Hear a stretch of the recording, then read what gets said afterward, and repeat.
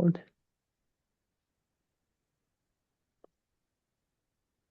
Okay, guys, welcome to the May 12 uh, weekly SIG Windows meeting. This meeting will be recorded and uploaded to YouTube, so please adhere to CNCF Code of Conduct. Let's check today's agenda. I don't think we have any new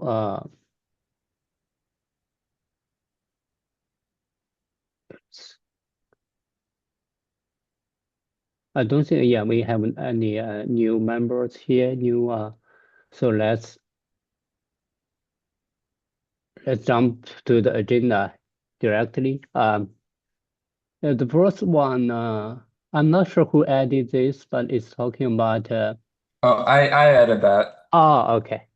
So I saw that this issue just went stale again. So this was something that was opened by Maurizio. He was at Google at the time. I don't know if he's still working on this too, but basically this is for the CSI, like all the CSI drivers right now, even with host processes. There needs to be a CSI proxy running somewhere, and I think there's different ways of installing that so that the CSI drivers can talk to the CSI proxy, and there was a kind of that like this enhancement was set up so to re-architect it so that the CSI proxy wasn't needed, so that if you were running the CSI drivers in a host process pod, it would just talk directly with the node, like with the node instead of going through a CSI proxy.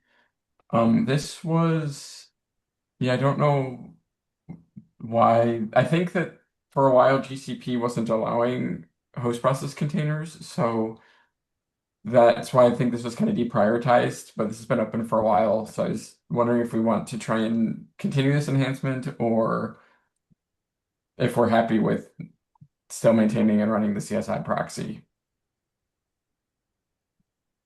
Uh, do we still have the CSI proxy? I don't remember we see such a pod even in the CAPJ. It's Yeah, I can double check for I'm both, pretty maybe. sure for I the last I had looked, I thought that AKS had like installs it as a just on the host as a Windows service. They used to use NSSM and then they used a new or and then that got changed. And for CAPZ, I believe we are running it as a host process pod. I can check real quick for our test setup. I don't know, does any of like OpenShift use CSI drivers as host process pods?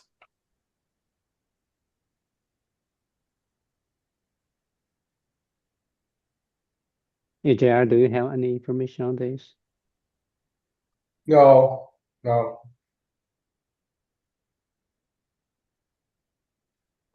I'm just checking the logs from a recent test run to see if we see the Okay. Yeah, I can double check with AKS as well, create a AKS cluster to check.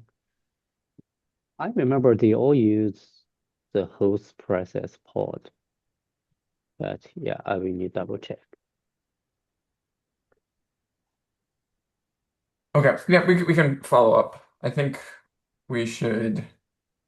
I'm still checking queue systems. Yeah, in the all the CAPZ tests, we still have a CSI proxy pod that gets deployed to the cube system namespace, one Okay. per Windows node via daemon set. Um, I mean, if that's probably using a pretty old version of Golang too, so I think that there is some benefit of removing it. I don't think we've done a release of that for a while, but. I just wanted to bring that up since the issue went stale. Okay. Okay. Yeah. Yeah. Yeah, we can add to the chat.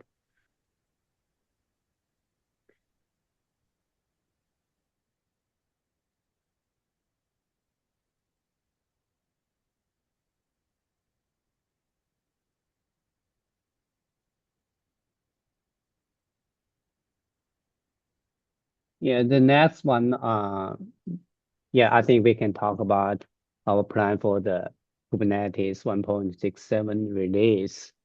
What we do we want to push into the 1.37 release?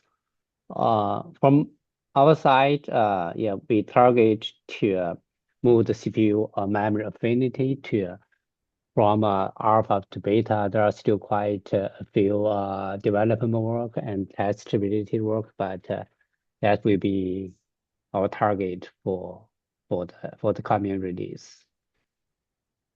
Other than that, I'm not sure if you guys have any other features or that we want to push into 1.37. So I have one. What about the Go ahead.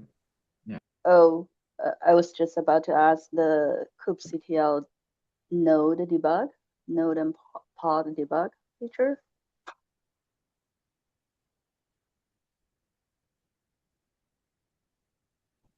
Yeah, that's it. What I want to ask. The PR is there for a while. Do we want to ship it? Yeah, Yeah, we mhm. go ahead. Yeah, go ahead. I'm wondering, do we have a cap for this or it's just a feature? We don't have a cap. I remember we talked about Yeah, this before. we don't have a cap. Do we need a cap for this?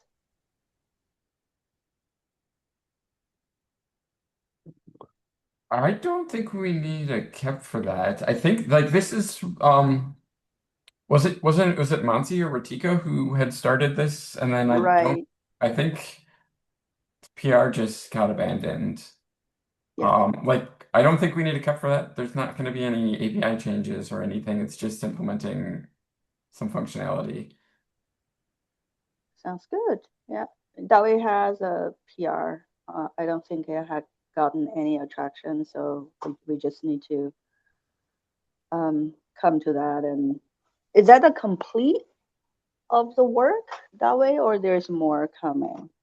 Yeah, that's the Uh, complete of the work. so that only does the node debug? Right. It doesn't support the pod debug yet, right? I think Poly is also supported. Okay, good to know. Yeah, if we can get that going, that would be a win for 1.37. For this one, agreement from SIG Windows is not enough to move this forward, right? We need to approvals from community members other than SIG Windows. Is that the For case? the node debug. Yes. I think that that's mostly managed by say, CLI. I mean, I kind of am feeling that if we like have an implementation that's working, there's not going to be, and we're not changing how the node debug works in general. There's not going to be that much pushback. But yeah, I believe like we need approvers to approve it from in other areas of the code base. Yeah. Yeah, maybe that way you can ping them from yes. I will add the reviewer from the previous PR. I think there are some comments for the previous PR, and I will add them.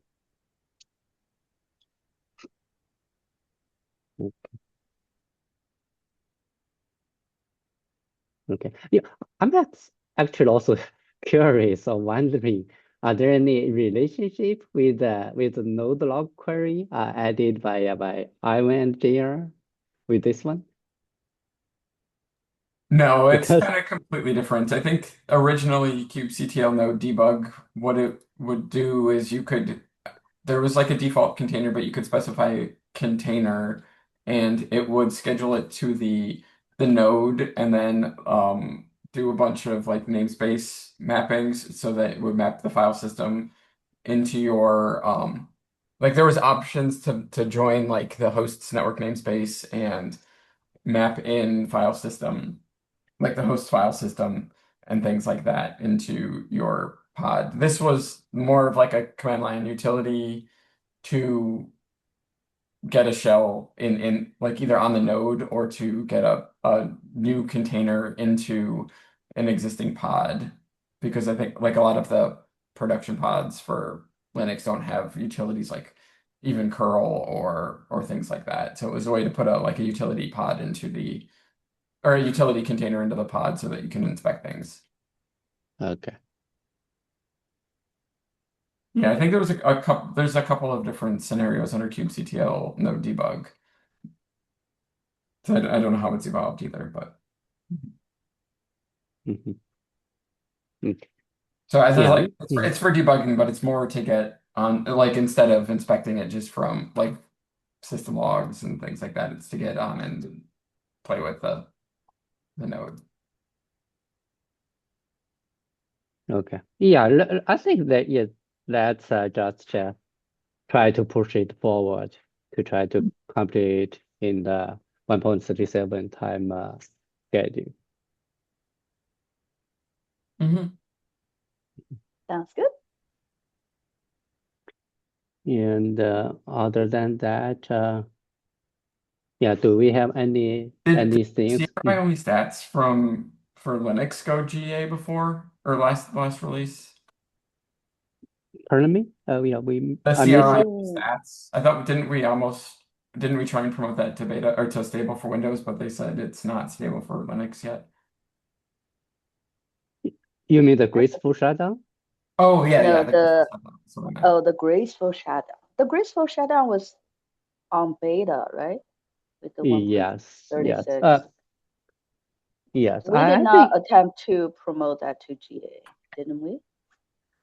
not in last, yes, Mhm. we did in last release, but it was It got because, yeah, denied, right? Yeah. yes. There are some, I think there are some conflict with the node, auto skill or something like that, on the leak side. So they are still talking about that. I'm monitoring their weekly meeting. There are still some talkings, but yeah, not in GA yet. Yeah, I will keep monitoring and following. Mm-hmm. Okay. Other issues or item we want to talk about?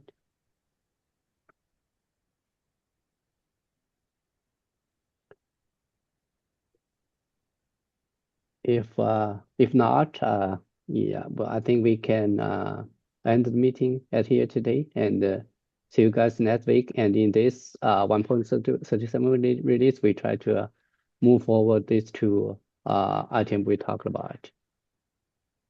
Mm-hmm. Great. Okay, thank you guys. See you next week. Have a Bye. good rest of the day. Bye. Bye.